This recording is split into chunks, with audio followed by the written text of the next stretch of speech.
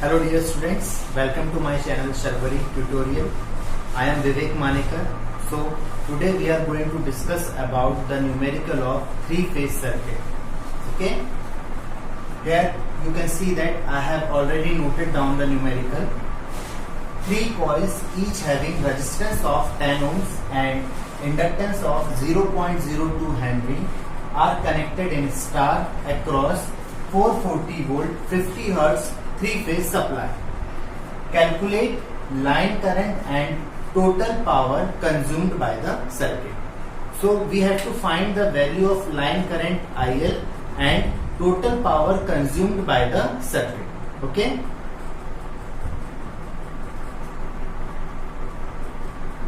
So first of all, we have to write the given parameters. As you can see that the value of resistance is 10 ohms and the value of inductance is 0.02 Henry. So resistance is capital R, that is 10 ohms. Inductance is capital L, 0.02 Henry, and here the voltage 440 volt is the line voltage. Why it is line voltage? Because our star circuit is directly connected across 440 volts. So that is why it is line voltage. The value of VL is 440 volt and the frequency is given by 50 hertz. So these parameters are given.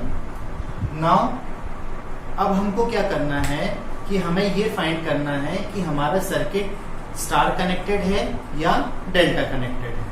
As you can see that in our question our circuit is star.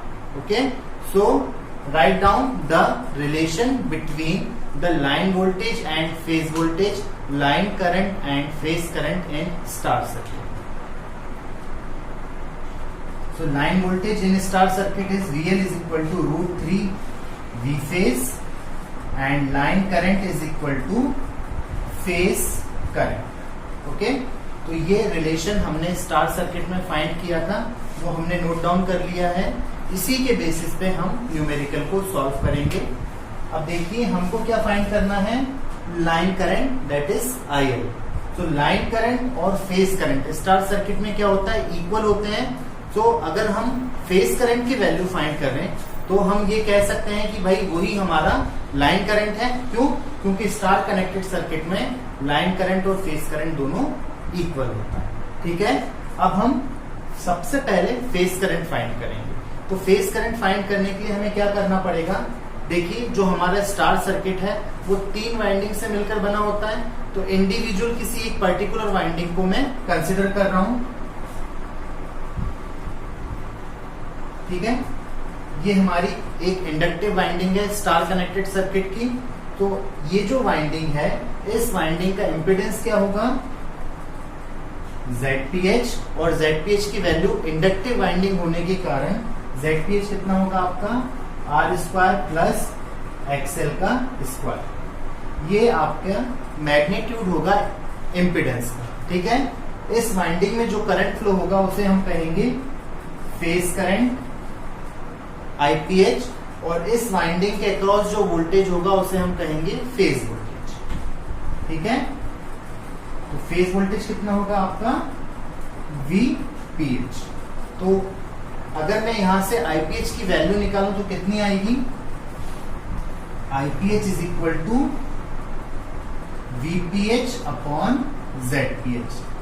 Simple ohm's law से निकाला है मैंने, IPH is equal to VPH upon ZPH. तो अब IPH निकालने के लिए हमें कौन कौन से पैरामीटर फाइंड करना पड़ेगा, एक तो ZPH और दूसरा VPH. तो VPH तो डायरेक्टली आ जाएगा ये रिलेशन से, क्योंकि VL हमें गिवन है. तो VL अपॉन √3 करेंगे तो VPH फाइंड कर लेंगे, और ZPH कहां से निकालेंगे, इस फॉर्मूले से. ठीक है, तो पहले VPH फाइंड करते हैं. VPH इज इक्वल टू कितना होगा, VL अपॉन √3, और VL कितना गिवन है 440 वोल्ट अपॉन √3. इसको डिवाइड कीजिए. जब आप इसको डिवाइड करेंगे तो आपको आंसर मिलेगा 254.03 वोल्ट। ठीक है, तो ये आपका फेज वोल्टेज का वैल्यू आ गया। इसको मैं यहां नोट डाउन कर लेता हूं, 254.03 वोल्ट। अब इसके बाद हम ZPH की वैल्यू फाइंड करेंगे। चलिए करते हैं ZPH की वैल्यू को find. ZPH is equal to R square plus XL का स्क्वायर। तो अब देखिए यहाँ आपको R स्क्वायर तो मतलब R रेजिस्टेंस तो गिवन है, बट XL गिवन नहीं है। और XL को हम क्या कहते हैं? Inductive reactance. और इंडक्टिव रिएक्टेंस का फॉर्मूला क्या होता है? 2πfN। ठीक है, तो XL कहां से फाइंड होगा? इस फॉर्मूले से। XL निकालने के लिए आपको ये वैल्यू पुट करनी पड़ेगी। तो देखिए 2 पाई का वैल्यू कितना होता है? 3.14 F frequency, 50 hertz, and L that is inductance which is given by 0.02। ठीक, तो इसको आप मल्टीप्लाई कर दीजिए और एक्सेल का वैल्यू निकाल लीजिए। मल्टीप्लाई करने के बाद जो वैल्यू आएगा मैं लिख रहा हूं डायरेक्ट यहाँ पर। एक्सेल इज इक्वल टू आपको मिलेगा 6.28 ओम्स। क्लियर हुआ? अब आपके पास आर भी है और एक्सेल भी है। अब फॉर्मूले में पुट कर दीजिए और जेड की वैल्यू निकाल लीजिए।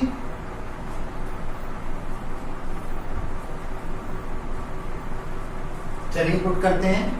आर का वैल्यू दिया हुआ है रेजिस्टेंस का 10 ओम और एक्सेल का वैल्यू निकाला 6.28 का स्क्वायर। ठीक है,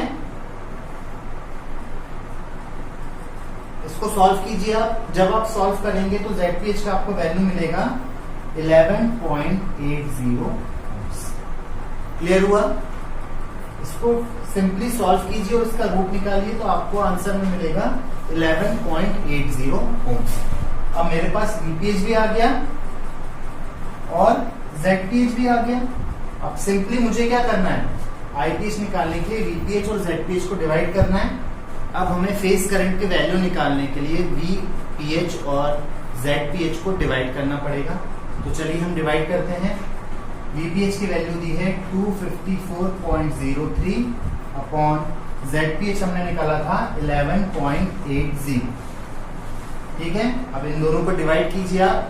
जब आप इन दोनों को डिवाइड करेंगे तो आपको मिलेगा 21.52 एम्पीयर। ठीक है, तो IPH की वैल्यू क्या आ गई आपकी? 21.52 एम्पीयर। ठीक है, अब सर्किट के रिलेशन से देखिए आप। स्टार कनेक्टेड सर्किट है और स्टार कनेक्टेड सर्किट में लाइन करंट और फेज करंट दोनों इक्वल होते हैं। तो यहाँ दोनों इक्वल होंगे तो जो फेज करंट की वैल्यू होगी वही क्या होगी? आपके लाइन करंट की वैल्यू। तो मैं लिख सकता हूं IL is equal to 21.52 ampere. इस तरह आप लाइन करंट को फाइंड करें। चलिए अब इसके बाद हम total power consumed by the three phase circuit इसे फाइंड करेंगे। अब हमें यहाँ पर power consumed by the circuit find out करनी है। ठीक है, तो जब कभी भी आपके पास थ्री फेज का क्वेश्चन आएगा, थ्री फेज सर्किट का क्वेश्चन आएगा, उसमें पावर दो तरीके से निकाली जाती है। अब वो क्वेश्चन पे डिपेंड करता है कि वो आपसे कौन सी पावर पूछ रहा है। अगर वो आपसे कहे कि find the total power consumed by the circuit, तो इसका मतलब है कि जो थ्री फेज में हमने पावर ड्राइव की थी that is P is equal to √3 VL IL cos phi, वो फॉर्मूले का यूज करना है। और अगर वो आपसे कहे कि find the power consumed by the each coil और find the power consumed by the each phase, अगर वो आपसे ऐसा पूछेगा तो आपको सिंगल फेज में पावर जिस फॉर्मूले से निकालते हैं वो वाला फॉर्मूला यूज करना पड़ेगा। क्यों? क्योंकि find the power consumed by the each coil, इसका मतलब क्या हुआ? एक सिंगल कॉइल जितनी पावर कंज्यूम्ड कर रही है वो पूछ रहा है आपसे। और सिंगल कॉइल का मतलब क्या? Single phase. और सिंगल फेज में पावर का फॉर्मूला क्या होता है? P is equal to VI cos phi। Clear हुआ? तो अब यहां देखिए आपसे पूछा है टोटल पावर कंज्यूम, इसका मतलब क्या हुआ? जो थ्री फेज सर्किट में पावर कंज्यूम होती है, जो फॉर्मूले से हमने डिराइव किया है, वो फाइंड करना है। ठीक है, तो पावर का फॉर्मूला क्या होगा थ्री फेज में? टोटल पावर कंज्यूम का P is equal to √3 VL IL cos phi। ठीक है, लाइन वोल्टेज गिवन है हमें, लाइन करंट की वैल्यू हमने फाइंड कर ली है, और cos फाई, हाँ cos फाई हमें गिवन नहीं है, तो cos फाई हम कैसे निकालेंगे?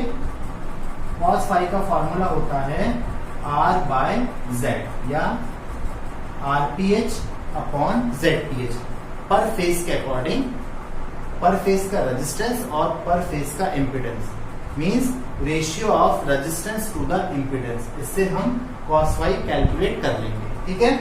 तो RPH का वैल्यू क्या है? 10 एंड ZPH का वैल्यू क्या है? 11.80।